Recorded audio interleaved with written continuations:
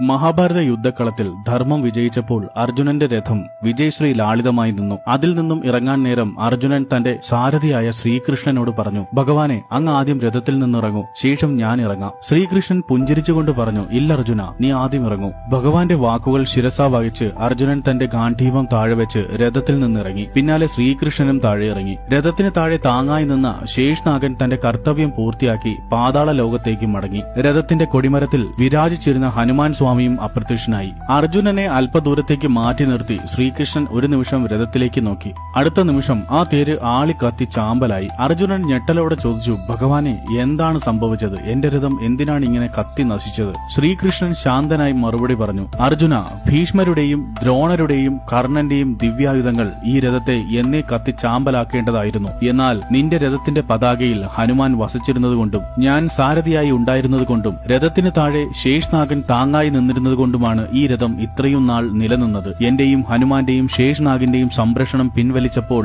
ആ രഥം അതിലേറ്റിരുന്ന പ്രഹരങ്ങളെ താങ്ങാനാകാതെ കത്തി നശിച്ചു. അർജുനൻ അത്ഭുതത്തോടെ ഭഗവാനെ നോക്കി. തന്റെ വിജയം തന്റെ മാത്രം കഴിവുകൊണ്ടല്ലെന്ന് അയാൾക്ക് ബോധ്യമായി. യുദ്ധത്തിൽ നേരിട്ട് പടവെട്ടിയ അർജുനൻ ഒരു യോദ്ധാവെന്ന നിലയിൽ അതിശക്തനായിരുന്നു. എന്നാൽ ആ രഥം തകരാതെ കാത്തതും അർജുനന് വിജയം നേടിക്കൊടുത്തതും ശ്രീകൃഷ്ണന്റെ ദിവ്യശക്തിയും മാർഗനിർദ്ദേശങ്ങളും കൂടാതെ ഹനുമാന്റെയും ശേഷ്നാഗന്റെയും സാന്നിധ്യമായിരുന്നു. ഓരോരുത്തരുടെയും പങ്ക് എത്ര വലുതായിരുന്നുവെന്ന് ഈ സംഭവം ഓർമ്മിപ്പിക്കുന്നു. വിജയത്തിന് പലരുടെയും സഹായം ആവശ്യമാണ്. ഓരോ പങ്കും വിലപ്പെട്ടതാണ്. ജയ് ശ്രീ രാധാകൃഷ്ണ.